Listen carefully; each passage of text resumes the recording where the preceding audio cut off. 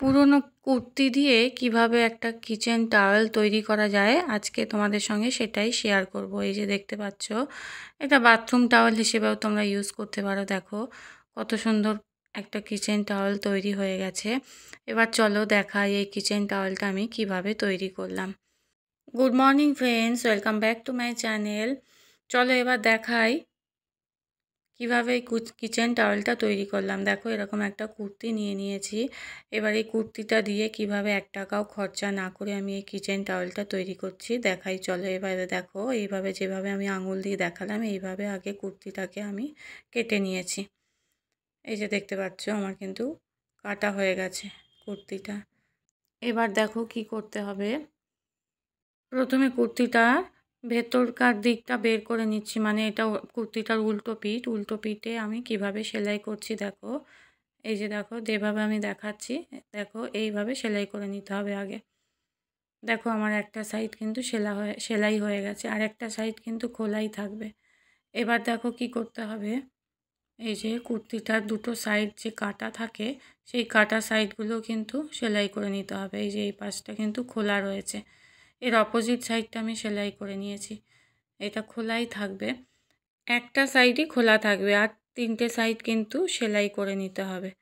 দেখতে পাচ্ছ এই যে একটা সাইড খোলা রেখেছি, আর 3টে সাইড যে রয়েছে সেই 3টে সাইডই কিন্তু সেলাই হয়ে গেছে আমার। এবার চলো কুর্তিটাকে এবার সোজা দিক করে নিই। এই যে দেখো আমার এই সাইডটাও সেলাই হয়ে গেছে।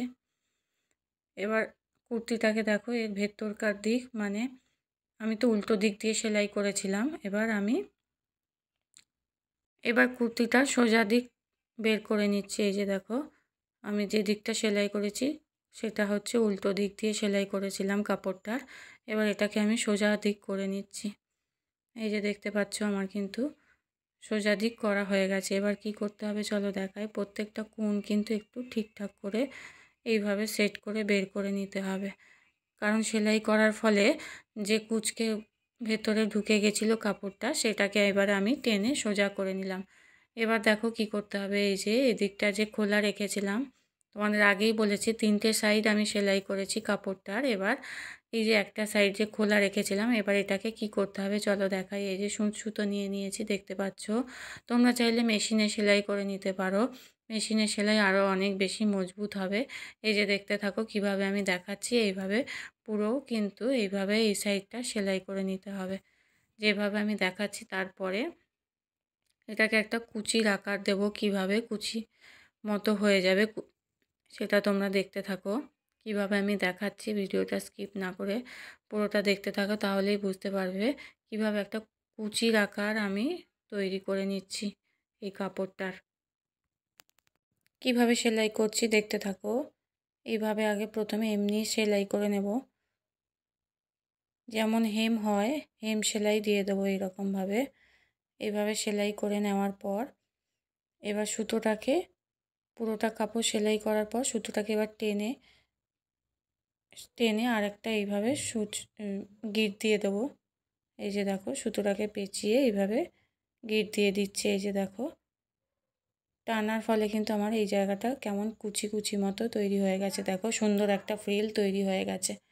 এবার আর একটা কাপড়ের পাড় নিয়ে নিয়েছে, এটাও একটা কুর্তি ছিল, কুর্তির পাড় নিয়ে নিয়েছে। এই যে দেখতে পাচ্ছ, যেহেতু কুর্তির পাড় নিয়েছি সেই জন্যে কিন্তু আমার কাপড়টাকে আর চারদিক সেলাই করতে হবে না, এমনি কেটে নিচ্ছি। দেখো কিভাবে আমি আমার যতটা দরকার এই রকমভাবে আমি কেটে নিচ্ছি। দেখো দেখতে থাকো।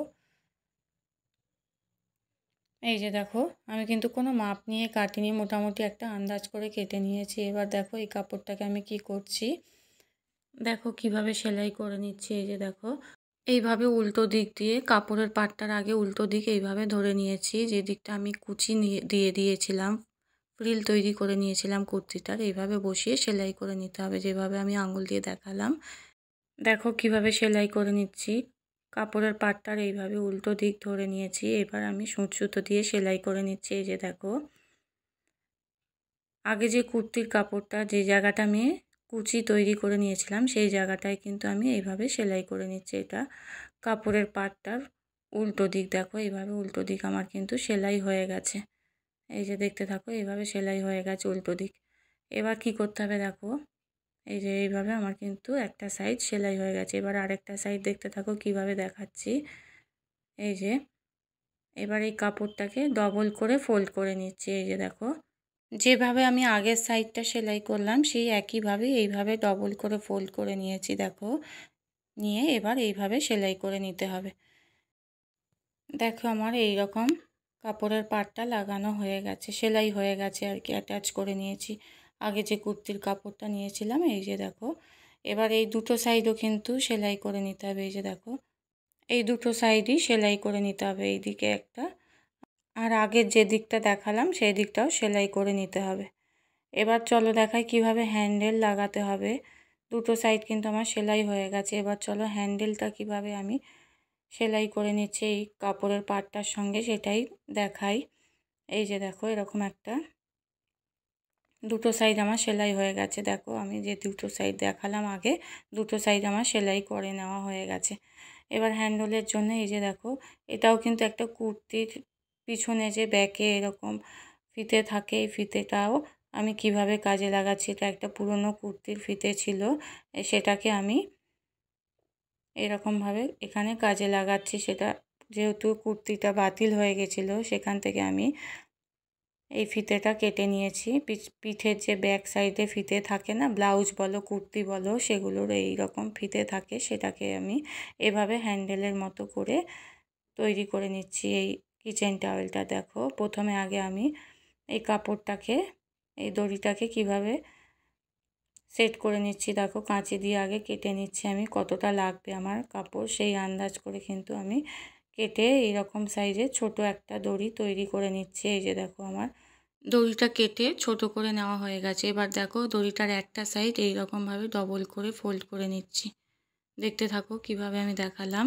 এইভাবে ডবল করে ফোল্ড করে নিয়ে একটা সাইড আগে এইভাবে সুঁচ সুতো দিয়ে আমি সেলাই করে নিচ্ছি। তোমাদের আগেই বলেছি তোমরা মেশিনে সেলাই করে নিতে পারো। দেখো এইভাবে একটা সাইড এইভাবে সেলাই করে নেওয়ার পর অপোজিট সাইডটাও কিন্তু একইভাবে সেলাই করে নিতে হবে। দেখতে থাকো যেভাবে আমি দেখাচ্ছি। এই যে দেখো আমার কিন্তু দুটো সাইড এইরকমভাবে ধরে ডবল করে ফোল্ড করে নিয়ে সেলাই করে নিচ্ছি। এই যে দেখো একটা সাইড সেলাই হয়ে গেছে। এবার আরেকটা সাইডও এইরকমভাবে ডবল করে ফোল্ড করে নিচ্ছি আগে, তারপর এইভাবে সেলাই করে নিচ্ছি। এই যে দেখো যেভাবে আমি দেখাচ্ছি আমার কিন্তু সেলাই হয়ে গেছে। হ্যান্ডেলটা কিন্তু আমার কিচেন টাওয়েলটা লাগানো হয়ে গেছে, অ্যাটাচ করা হয়ে গেছে। দেখো আমার কিন্তু কিচেন টাওয়েলটা তৈরি হয়ে গেছে। কেমন হলো কিচেন টাওয়েলটা তৈরি অবশ্যই করে কিন্তু আমাকে কমেন্ট করে জানাবে। আর ভালো লেগে লাগলে একটা লাইক করে দিও, শেয়ার করে দিও, অন্যদের দেখার সুযোগ করে দিও। আজকের মতো ব্লগটা আমি এখানেই শেষ করলাম। দেখা হচ্ছে আবার পরবর্তী ব্লগে।